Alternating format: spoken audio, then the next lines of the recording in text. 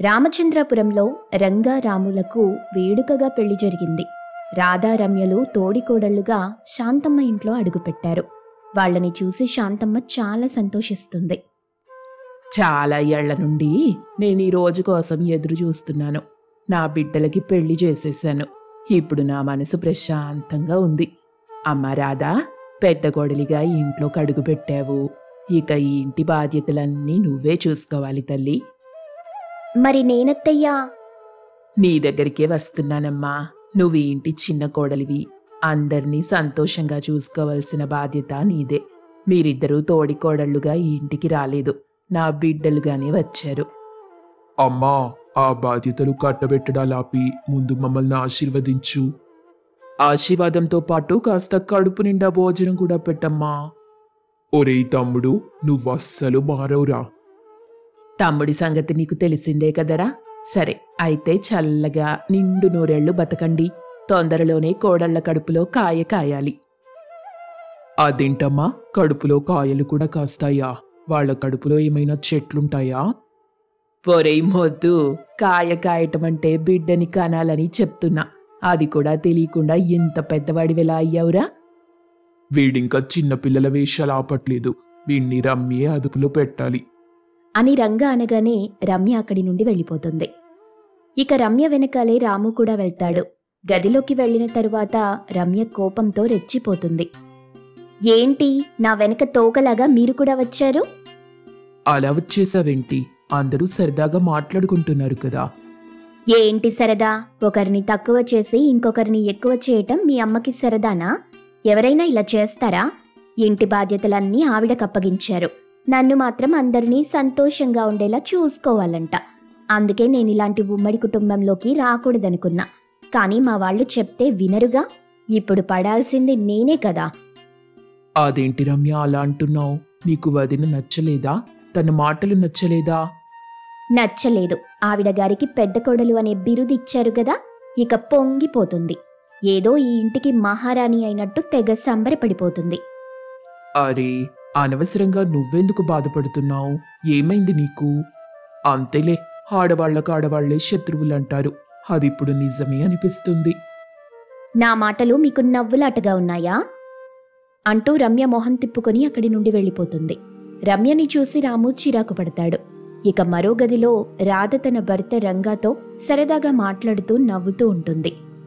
నిజంగా ఇలాంటి ఇంటికి రావటం నా అదృష్టమండి. అత్తయ్య నన్ను చాలా బాగా చూసుకుంటున్నారు. అమ్మకి పెద్ద కోడలంటే చాలా ఇష్టంలే. ఎందుకంటే తను కూడా ఒకప్పుడు ఈ ఇంటికి పెద్ద కోడలే కదా. అవునా? అయితే ఇప్పటి నుండి అత్తయ్య నేను ఒక జట్టన్నమాట. అది సరేలే గాని, ఆ రమ్యుంది కదా, తనెందుకో చాలా కోపంగా ఉన్నట్టు అనిపించింది. నన్ను చూసి కాస్త చిరాకు పడుతున్నట్టుగా ఉంది. అత్తయ్య మాటలకి కూడా తనెంతో ఇబ్బంది పడినట్టు అనిపించిందండి. చూడు రాధా, నువ్వెప్పుడూ అందరితో కలుపుగోలుగా ఉండాలి. ఎవరిని బాధ పెట్టకు. అందరితో నువ్వు మంచిదని అనిపించుకోవాలి. అలాగేనండి. అలా రాధారంగా మాట్లాడుకుంటూ ఉంటే ఇక ఇంటి బయట శాంతమ్మ తనలో తాను చాలా సంతోషంగా మురిసిపోతూ ఉంటుంది. పెద్దోడికి చిన్నోడికి పెళ్లిళ్ళు చేసేశాను. ఇక నా బాధ్యత తీరిపోయింది. కొన్ని రోజుల పాటు తీర్థయాత్రలంటూ వెళ్తే కాస్త ప్రశాంతంగా ఉండొచ్చు. ఈ రాత్రికే నేను కోడళ్ళకి విషయం చెప్పి బయలుదేరతాను అని శాంతమ్మ అనుకుంది. ఇక ఆ రోజు రాత్రి అందరూ భోజనానికి కూర్చున్నారు. కోడళ్ళిద్దరూ భోజనం వడ్డిస్తుంటారు. ఆ సమయంలో శాంతమ్మ, బాబు, చాలా రోజుల నుండి నేను తీర్థయాత్రలకి వెళ్ళాలనుకుంటున్నాను. కాకపోతే మీ ఇద్దరిని వదిలిపెట్టి వెళ్ళడానికి నాకు మనసు ఒప్పలేదు. సమయం కూడా రాలేదు. ఇప్పుడు మీకు పెళ్లిళ్ళు చేసేశానుగా, ఇక నిశ్చింతగా వెళ్ళి రావచ్చు. వెళ్లే ముందు ఒక్క మాట చెప్పాలనుకుంటున్నాను. మనది ఉమ్మడి కుటుంబం. నేను ప్రాణాలతో ఉన్నంత వరకు అలాగే కొనసాగాలని కోరుకుంటున్నాను. అత్తయ్య, మీరేం కంగారు పడకండి. కుటుంబ బాధ్యత నాకప్పగించారు కదా, ఇక అంతా నేను చూసుకుంటానులేండి. రాధ అలా చెప్తుండగా రమ్య అక్కడి నుండి కోపంగా వెళ్ళిపోయింది. ఇక మరుసటి రోజు శాంతమ్మ ఇంటి నుండి వెళ్లిన తరువాత రాధ చాలా సంతోషంగా ఉంటుంది. అమ్మా రమ్య, అత్తయ్య లేదు కాబట్టి ఇక మనం ఈ ఇంటిని జాగ్రత్తగా చూసుకోవాలి. నువ్వేం కంగారు పడకు, అన్నీ నేనే చూసుకుంటాలే. అన్నీ నువ్వే చూసుకుంటే ఇంక నేనెందుకు? ఈ ఇంట్లో నాకు విలువ లేకుండా చేస్తున్నావా? నువ్వేదో రాజ్యానికి రానివైనట్టు ప్రవర్తిస్తున్నావు. నువ్వు నాలాగే ఇంటి కోడలివి. అది గుర్తుపెట్టుకో. నేనేం నీ బానిసని కాదు. చాలు రమ్య, అలా కోపంగా ఊగిపోతావే. నేను మంచిగానే కదా చెప్పాను. నిన్ను బాధపెట్టే ఉద్దేశం నాకు అస్సలు లేదు. మనిద్దరం సంతోషంగా ఉండాలని నేను అనుకుంటున్నాను. మనిద్దరం కాదు, నువ్వు సంతోషంగా ఉండాలనుకుంటున్నావంతే. అయినా నీతో మాట్లాడుతున్నాను చూడు, నాది బుద్ధి తక్కువ. ఏవండి ఏవండి, మనం వెంటనే వేరు కాపురం పెట్టాలి. ఇక ఈ ఇంట్లో నేను అస్సలు ఉండలేను. రమ్య, అమ్మ చెప్పిన మాటలు గుర్తులేవా నీకు? అదంతా నాకు అనవసరం. నా జీవితమే నాకు ముఖ్యం. ఈ సంసారమే నాకు ముఖ్యం. వేరు కాపురం ఉండాలి, లేకుంటే నేను చచ్చిపోతాను. ఈ ఇంట్లో క్షణం కూడా ఉండలేను. అడ్డమైన వాళ్ల దగ్గర తలొంచుకొని బ్రతకాల్సిన కర్మ నాకు పట్టలేదు. రమ్య అలా మారం చేస్తుంటే అవతల రాధ కూడా కోపంతో ఊగిపోతుంది. ఇక ఇద్దరూ గొడవ పడతారు. ఇక వెంటనే రంగారాము తమ భార్యల ప్రవర్తన చూసి వేరు కాపురం పెట్టాలని నిర్ణయించుకున్నారు. చూడండి, ఇప్పుడున్న ఇంటినే సగం సగం చేసి బతుకుదాం. వేరువేరుగా బ్రతికినా కూడా ఒక ఇంట్లో ఉండటం వల్ల ఊరి వాళ్ళకి అనుమానం రాదు. దయచేసి మా అమ్మ కోరుకున్నట్టుగా ఇలాగైనా ఉమ్మడిగానే ఉండనివ్వండి. అలా విగ్రహంలా నిలబడి చూస్తారేంటి? మీ అన్నయ్య చెప్పారుగా, ఇక మన దారి మనం చూసుకుందాం పదండి. అప్పటి వరకు ఒక్కటిగా ఉన్న ఇల్లు ఇప్పుడు రెండుగా వేరైంది. మరుసటి రోజు నుండి ఎవరి జీవితాలు వాళ్లవి. కానీ రంగారాములు మాత్రం చాలా బాధపడుతుంటారు. ఒరేయ్ తమ్ముడు, మనమెప్పుడూ ఊహించలేదు కదా మన భార్యలొచ్చాక మనం వేరుగా బ్రతుకుతామని. కాలం ఎవ్వరినీ వదిలిపెట్టదన్నయ్యా. రాజుని పంటు చేస్తుంది, బిచ్చగాన్ని రాజుని చేస్తుంది. నా భార్య గయ్యాలితనం వల్ల మనమిలా ఉన్నాం. ఇప్పుడు అమ్మొస్తే ఏం చేయాలో తెలియటం లేదన్నయ్యా. అమ్మొస్తే పరిస్థితులు మారతాయిలేరా. అలా రంగారాములు మాట్లాడుకుంటూ ఉండగా అప్పుడే అక్కడికి శాంతం వస్తుంది. తమ తల్లి రావటం చూసి అన్నదమ్ములిద్దరూ కంగారు పడతారు. ఆ కంగారేంట్రా, నన్ను చూడగానే అలా అయిపోయారిద్దరూ? ముందెళ్ళి ఇల్లు చూడు, అప్పుడు నువ్వు కంగారు పడతావు. రంగా అలా చెప్పగానే శాంతమ్మ తన ఇంటి వంక చూస్తుంది.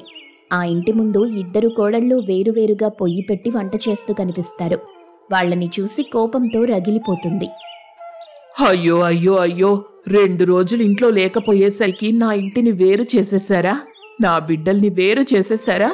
ఏంటమ్మా రాధా, ఏమైంది? ఏం జరిగిందో మీ చిన్న కోడల్ని అడగండి అత్తయ్యా.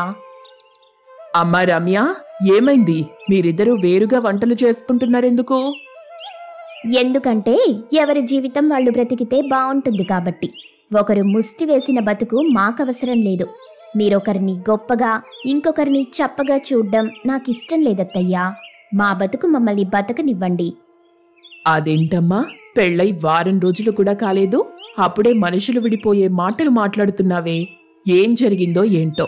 ఇక అవన్నీ మర్చిపోయి మళ్ళీ ఒక్కటవ్వండి. అందరం కలిసే బతుకుదాం. నా కంఠంలో ప్రాణముండగా అది జరగదత్తయ్యా. మీరే తేల్చుకోండి. ఏ కొడుకు దగ్గరుండాలో మీరే నిర్ణయించుకోండి అంటూ రమ్య తన భర్తని తీసుకుని లోపలికి వెళ్ళిపోతుంది. మరుసటి రోజు ఆ ఊరి పెద్ద మనిషి రంగయ్య ఆస్తి పంపకాలు చేయడానికి ఇంటికొచ్చాడు. ఆయన్ని చూసి శాంతమ్మకి కన్నీళ్లాగవు. అయ్యా, దయచేసి ఆస్తిని మాత్రం పంచడం వద్దయ్యా, వద్దు. లేదు, ఖచ్చితంగా పంచాల్సిందే. ఈ ఇంట్లో ఉంటే మాకు చిల్లిగవ్వ రానివ్వకుండా చూసేవారున్నారు. ఈవిడ అసలు అత్తే కాదు. ఆవిడైతే నన్ను తోడికోడలిగా అస్సలు చూడటం లేదు. రమ్య, మాటలు కాస్త జాగ్రత్తగా రానివ్వు. అంత గయ్యాళితనం పనికిరాదు. నువ్వు ఇంటి నాశనం కోరుతున్నావు. ఆ విషయం గుర్తుపెట్టుకో. చూసారా, మీ ముందే నన్నెలా మాట్లాడుతుంది. ఇలాంటి వాళ్ల మధ్య అస్సలు నేనుండలేను. అలా రమ్య తెగేసి చెప్పింది. అది విన్న రాము అందరి ముందు కోపంగా తన భార్యని చెంప మీద కొడతాడు. ఉండలేను అంటున్నావు కదా, అయితే ఉండక్కు, వెళ్ళిపో ఇక్కడి నుండి. పెళ్ళైనప్పటి నుండి చూస్తున్నా నీ గయ్యాళితనం వల్ల అందరం ఇబ్బంది పడుతూనే ఉన్నాం. నా కుటుంబాన్ని 2గా చెయ్యాలనొచ్చినట్టుంది నీ యవ్వారం. తోడికోడలంటే తోడుగా ఉండాలి. కష్టాల్లో, సుఖాల్లో, సంతోషాల్లో, నష్టాల్లో, బాధల్లో, అలా ప్రతి విషయంలోనూ తోడుగా కలిసి నడవాలి.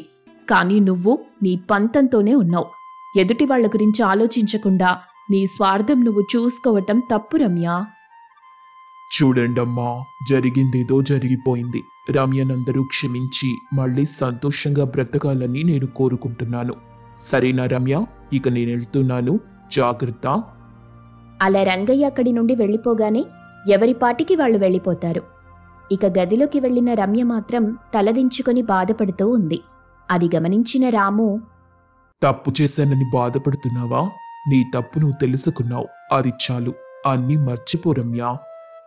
ఇప్పుడు నా సమయం రాలేదు, కానీ ప్రతి కుక్కకి ఓ రోజు వస్తుంది. అప్పటి వరకు ఎదురు చూస్తా.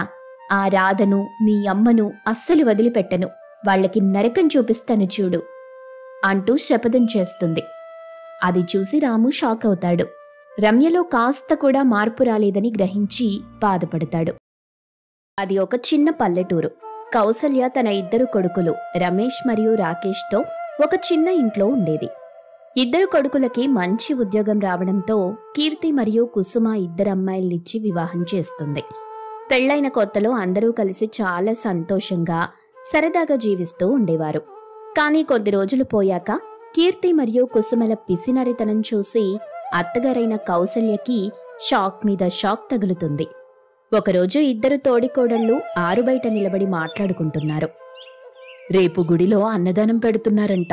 నేనెళ్ళి ఒక బకెట్తో అన్నం, సాంబారు, కూరలు అన్నీ గుడి గోడ మీద నుండి నీకిచ్చేస్తా. నువ్వు నెమ్మదిగా వచ్చి అన్నీ తీసుకో. ఇంకా ఆ రోజంతటికి మనకి భోజనం సరిపోతుంది, పొద్దునకి మరియు రాత్రికి కూడా. సరే అక్క, నువ్వు గోడ దగ్గరికి రాగానే నాకొక ఫోన్ చెయ్యి. నేను వెంటనే అక్కడికొచ్చి అన్నీ తీసుకుని ఇంటికెళ్ళిపోతాను. అయినా పంతులు గారు చూస్తే దెబ్బలాడతారేమో అక్కా. ఏమన్నర్లే, ఎందుకంటే నేను అన్నదానానికి సాయం చేయడానికి పేరిచ్చాను. అసలు పేరివ్వడానికి కారణం కూడా మనకి భోజనాలొస్తాయని. లేకపోతే నేనెందుకు కష్టపడటం? అక్క, మన పక్కనుండే సుజాత పిన్ని వాళ్ల కూతురుది శుక్రవారం పందిరిపాటుంది. ఆ రోజు పేరంటానికి పిలిచి భోజనం పెడుతున్నారంట. ఆ రోజు కూడా మనిద్దరం కలిసి తెలివిగా భోజనాల్ని ఇంటికి తెచ్చేయాలి. మళ్ళీ వంట చేసే పనుండదు. ఎంత మిగులుతుందో కదా. అయినా మనిద్దరిలాంటి తోడికోడళ్ళు ఎక్కడా ఉండరేమో. ఎప్పుడూ అందరూ ఒకరితో ఒకరు గొడవ పడుతుంటారు. కానీ మనిద్దరికీ అంత అవకాశం ఉండదు. మనిద్దరిది ఒక్కటే మాట. వీళ్ళిద్దరి మాటలు కౌసల్య పక్క నుండి వింటూ ఉంది. వెంటనే వాళ్ల దగ్గరికొచ్చి, కోడళ్ళంటే నలుగురిలో పేరు తెచ్చేలా ఉండాలి. కానీ మీరేమో నా పరువు తీస్తున్నారు. అసలు మనింటికి ఒక విలువుండేది. మీ వల్ల ఈరోజు అది లేకుండా పోయింది. అయినా అన్నదానానికి వెళ్ళి తింటున్నారేంటి? మీకు తెలియదా అన్నదానం ఎవరికి పెడతారో? భోజనానికి ఇబ్బంది పడేవాళ్లు వెళ్ళి అన్నదానం తింటారు. కానీ ఇంట్లో అన్నీ ఉన్నా మీకు అన్నదానం కావాలని ఉంది. మీ అంత పిసిని కొట్టు కోడళ్ళని నేనెక్కడా చూడలేదు. భగవంతుడు నాకెందుకు ఇలాంటి కోడలనిచ్చాడో అర్థం కావట్లేదు. 2 కలిసి వంటగదికి కూడా తాళం వేస్తున్నారు. నేనెక్కడ వెళ్ళి ఎక్కడ వండేస్తాను అన్న భయంతో 2 రకరకాల డ్రామాలు చేస్తున్నారు. మీలాంటి కోడళ్ళు పగవాడికి కూడా రాకూడదు. అయినా ఏం తక్కువైందని? నా కొడుకులిద్దరూ బాగానే సంపాదిస్తున్నారుగా. అయినా బయట తిండి తినాలన్న ఆశ ఉంటే పోనీ బయట కొనుక్కొని తినండి. అంతేగాని వీళ్లు పెట్టింది వాళ్ళు పెట్టింది తెచ్చేసి ఇంట్లో నా కొడుకులకి నాకు పెడుతున్నారు. పోనీ బద్ధకం, అందుకే వండకుండా తెచ్చి పెడుతున్నారని అనుకుందాం. అలా అంటే అది కాదు. అన్ని పనులు సరైన సమయానికే చేసి పెడుతున్నారు. డబ్బు ఖర్చు విషయానికొస్తే మాత్రం రూపాయి కూడా ఖర్చు పెట్టరు. పాపం నా 2 కొడుకులకి ఇవేమీ తెలీదు. మీరు చేస్తున్న విషయాలు పోనీ చెప్పి మీకు బుద్ధొచ్చేలా చేద్దామంటే మళ్ళీ నాకే బాధనిపిస్తుంది. భార్యాభర్తల మధ్యన గొడవలు పెట్టాల్సి వస్తుందని. అయ్యో అత్తయ్యా, ఎందుకంతలా బాధపడుతున్నారు? మేం రూపాయి దాచేది మన జీవితాలు బాగుండాలనే కదా. లేకపోతే డబ్బు దాయాల్సిన అవసరమేముంది చెప్పండి? ఈరోజు దాచుకుంటేనే కదా తర్వాత మనకి డబ్బు ఉపయోగపడుతుంది. అయినా అత్తయ్యా, మేమేమైనా పక్కింటి వాళ్ళని అడిగేసి తెచ్చి పెడుతున్నామా? భోజనాలు ఎక్కడైతే అవుతున్నాయో అక్కడి నుండే తెచ్చి పెడుతున్నాంగా. ఇప్పుడు వాళ్ళ దగ్గరున్న వంటంతా అందరూ తినేయరుగా. ఎలాగో ఎంతో కొంత మిగిలిపోతుంది. అదేదో కొంచెం సమయం ఉండగానే తెచ్చి ఇంట్లో పెట్టేస్తున్నాం, అంతే కదా. దాయటమేంటే? అంటే ఏంటో తెలుసా? అనవసరమైన దుబారా ఖర్చులు చేయకుండా జాగ్రత్తగా ఖర్చు పెడితే దాన్ని దాయటం అంటారు. అంతేగాని భోజనం కూడా మానేసి మిగిల్చిన దాన్ని పిసినారితనం అంటారు. ఇలా చేస్తే నలుగురిలో పరువు అసలేం మిగలదు. ఇంకో ముఖ్యమైన విషయం ఏంటో తెలుసా? మనమెవరింటికైనా భోజనానికెళ్తే అదిగో కౌసల్య వాళ్ల గ్యాంగ్ దిగుతుంది, మొత్తం గిన్నెలన్నీ ఖాళీ చేసి వెళ్తారు అంటున్నారు. అదెంత పరువు తక్కువ విషయం, అది మీకు అర్థమవుతుందా? బాగా దగ్గర వాళ్ళైతే అందరం కలిసి వెళ్ళొచ్చు. అంతేగాని తెలిసిన వాళ్ల దగ్గరికి, తెలియని వాళ్ల దగ్గరికి ఇల్లు మొత్తం వెళ్ళిపోతే బాగోదు కదా. ఇంట్లో ఒకరిద్దరు వెళ్తే సరిపోతుంది. అత్తయ్యగారు, మీరు అనవసరంగా ఎక్కువ ఆలోచిస్తున్నారు, వదిలేయండి అని చెప్పి కుసుమ కీర్తిని తీసుకుని అక్కడి నుండి వెళ్ళిపోతుంది. రేపటికైతే భోజనాలు గుడిలో ఉన్నాయి, కాని ఇప్పుడేం వండాలి? కుసుమ అసలేం చేయాలో కూడా అర్థం కావట్లేదు. ఇంకా కొంచెం సేపట్లో మన భర్తలొచ్చేస్తారు. రెడీగా భోజనం లేకపోతే అరుస్తారేమో. అసలే వాళ్ళకి తెలియకుండా ఇన్నాళ్ళు మేనేజ్ చేసుకుంటూ వస్తున్నాం. ఇప్పుడు తెలిసిందంటే అమ్మో అరుస్తారేమో. అయ్యో అక్క, ఎందుకంత కంగారు పడుతున్నావు? ఏం పర్వాలేదు, ఈ పూటకి పొయ్యి మీద బియ్యం పెట్టు. నేనెదురింటి బాబాయ్ గారు ఇంట్లో ఏం వండారో చూసుకుని రుచి కోసం కొంచెం కూర పప్పు తీసుకొస్తాను. నువ్వేమో కొద్దిసేపటి తరువాత పక్కింటి వాళ్ళింటికెళ్ళి అసలేం చేస్తున్నారు ఒకసారి చూసి ఏదైనా తీసుకురా. అసలే వాళ్ళింట్లో కడుపుతో ఉన్న అమ్మాయి ఉంది కదా, ఎలాగూ తన కోసం రకరకాల వంటలు చేస్తుంటారు. ఏదో ఒకటి తీసుకొచ్చేస్తే ఈ పూటకి గడిచిపోతుంది. రాత్రి సంగతి రాత్రికి చూద్దాంలే, ఏదో ఒక మార్గం దొరక్కపోదు. అప్పుడు కౌసల్య వీళ్ళకెంత చెప్పినా వినరు అనుకుంటూ తన గదిలోకి వెళ్ళిపోతుంది. కొంతసేపటి తరువాత కౌసల్య అలా బయటికి వెళ్తుంది. నడుచుకుంటూ వెళ్తుండగా కౌసల్య వాళ్ళ అన్నయ్య మార్గమధ్యంలో కనిపిస్తాడు. బావున్నావా అన్నయ్య? పిల్లలంతా బావున్నారా? ఇంకా మీ అల్లరి మనవరాలెలా ఉంది? ఏం చేస్తుంది? మేమందరం బాగున్నామమ్మా. నువ్వెలా ఉన్నావు? ఈ మధ్య రావడమే మానేశావు. కనీసం ఈ అన్నా వదిన ఎలా ఉన్నారా అని ఒకసారి వచ్చి వెళ్తే బావుంటుంది కదా. చాలా రోజులైందమ్మా నిన్ను చూసి. చిన్నప్పుడు ఒకే ఇంట్లో ఎంతో సరదాగా ఉండేవాళ్లం. పోనీ ఆ జ్ఞాపకాలు పంచుకోవడానికైనా ఓసారి రావచ్చుగా. వస్తానన్నయ్యా, ఇంట్లో పనులతోనే సరిపోతుంది, రావడానికి సమయం ఉండట్లేదు. అయినా నువ్వైనా రావచ్చు కదా అన్నయ్యా. చెల్లెలెలా ఉందో ఒకసారి చూసి వెళ్ళిపోయేవాడివి. అమ్మో, మీ ఇంటికా? మీ కోడళ్ళు నేనెక్కడొస్తాను? మంచినీళ్ళైనా ఇవ్వాల్సి వస్తుందేమోనని నన్ను చూసి వేరే వైపు నుండి పారిపోతున్నారు. అయినా నువ్వు వాళ్ళని ఎలా భరిస్తున్నావు? ఊరు మొత్తం వాళ్ల గురించే చెప్పుకుంటున్నారు. అదే అన్నయ్యా, వీళ్ళు చేస్తున్న పనులేవి కొడుకులకి తెలియవు. వాళ్ళకి తెలిస్తే బాగుండు. కానీ నేను చెప్తే గొడవ పెట్టినట్టుంటుందని చెప్పట్లేదు నేను. కానీ వాళ్ళకి ఈ విషయం ఎలాగైనా తెలియాలని అనుకుంటున్నాను. వీళ్ళకి బుద్ధి చెప్పే మంచి ఉపాయం దొరికితే బాగుండు. ఇద్దరు కొడుకులు పొద్దునెళ్ళి సాయంత్రానికి గాని రారు. అసలు వీళ్ళేం చేస్తున్నారన్న విషయం వాళ్ళకి తెలీదు. ఏదో మధ్యాహ్నం తొందరగా వస్తారు, తినేసి మళ్ళీ వాళ్ళ ఆఫీసుకి వెళ్ళిపోతారు. మళ్ళీ సాయంత్రం వస్తారు, అలసిపోయి నిద్రపోతారు. నువ్వొక పని చెయ్యి. వీళ్ళేం చేస్తున్నారన్న విషయం చెప్పడానికి సంకోచిస్తూ ఉంటే వాళ్ళెక్కడికి వెళ్తున్నారు ఆ విషయం తెలుసుకొని నేను పిలుస్తున్నానని చెప్పి నీ కొడుకులని ఆ ప్రదేశానికి పంపించు. అప్పుడు వాళ్ల కళ్ళతోనే చూస్తారుగా, వాళ్ళకి అర్థమవుతుంది. అలాగే అన్నయ్య, నువ్వు చెప్పినట్టే చేస్తాను. రేపెలాగూ గుళ్ళో భోజనాలున్నాయి. వెళ్ళి కూరలు, సాంబారు, అన్నం తెచ్చేద్దామని తెలివిగా ప్లాన్ చేస్తున్నారు. వాళ్ళు చేస్తున్న పని నేను నా కొడుకులకి చూపిస్తాను. సరే అన్నయ్య, ఇంక నేను వెళ్తాను. బయటకొచ్చి చాలా సమయం అయింది, ఇంటికెళ్ళాలి అని చెప్పి కౌసల్య అక్కడి నుండి వెళ్ళిపోతుంది. ఇద్దరు కోడళ్ళు చక్కగా రెడీ అయి గుడికి వెళ్తారు. కొద్దిసేపటి తరువాత కౌసల్య తన కొడుకులకి ఫోన్ చేసి వాళ్ల మావయ్య వాళ్ళిద్దరినీ శాంతి పూజ కోసం రమ్మంటున్నారని చెప్తుంది. రాకేష్ మరియు రాజేష్ వెళ్తుండగా దారిలో కీర్తి మరియు కుసుమ తలమీద తపాలలతో అన్నం సాంబార్లు పట్టుకుని వస్తుండటం చూశారు. వాళ్ల వెనకాలే ఇంటి వరకు వచ్చారు. కుసుమ మరియు కీర్తి తెచ్చిన అన్నం సాంబారు నీటుగా హాట్ బాక్స్లో సర్దేసి డైనింగ్ టేబుల్ మీద పెట్టారు. వీళ్లు రావటం చూసి భోజనంకి రమ్మని చెప్తారు. ఏవండి, మీకిష్టమని అన్ని రకాల ముక్కలు వేసి సాంబార్ చేశానండి, తిందురు రండి. ఏవండి, చూడండి, బంగాళదుంప మరియు బఠానీ వేసి కూర చేశాను. మీకు బఠానీ అంటే ఇష్టం కదా, అందుకే చేశాను. మీకు తెలుసా, ఈరోజు రాముడి వారి గుడిలో అన్నం సాంబార్ మరియు బంగాళదుంప బఠానీ కూరే వండారు.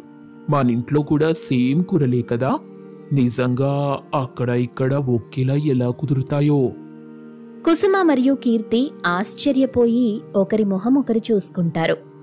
నేను చాలాసార్లు అనుకుంటూనే ఉన్నాను, ఒకరోజు కూర ఒకలా ఉంటుంది, ఇంకో రోజు హోటల్లో వండినట్టు చాలా రుచిగా ఉంటుంది. పెళ్లి భోజనానికి వచ్చామా అనిపిస్తుంది. కానీ మీ ఇద్దరిలో ఎవరో బాగా వంట చేస్తున్నారు కాబోలు అనుకున్నా.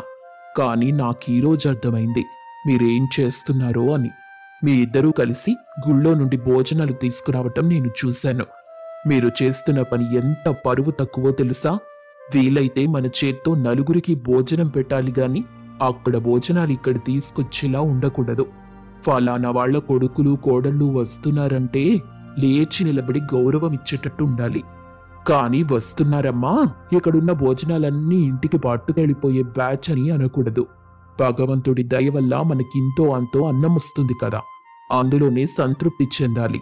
వండుకోకుండా తినకుండా డబ్బు దాచుకుంటే ఆ భగవంతుడు కూడా మనల్ని క్షమించడు. ఇక ఆ రోజు తరువాత కొడుకులిద్దరూ కోడళ్ళు ఏం వండుతున్నారు, ఎక్కడికి వెళ్తున్నారు, ఏం చేస్తున్నారు అని గమనిస్తూ ఉండేవాళ్లు. కోడళ్ళిద్దరూ తర్వాత నుండి పిసినారితనం మానేసి ఇంట్లో వండటం, ఇంట్లో అన్నీ చూసుకోవటం మొదలెట్టారు.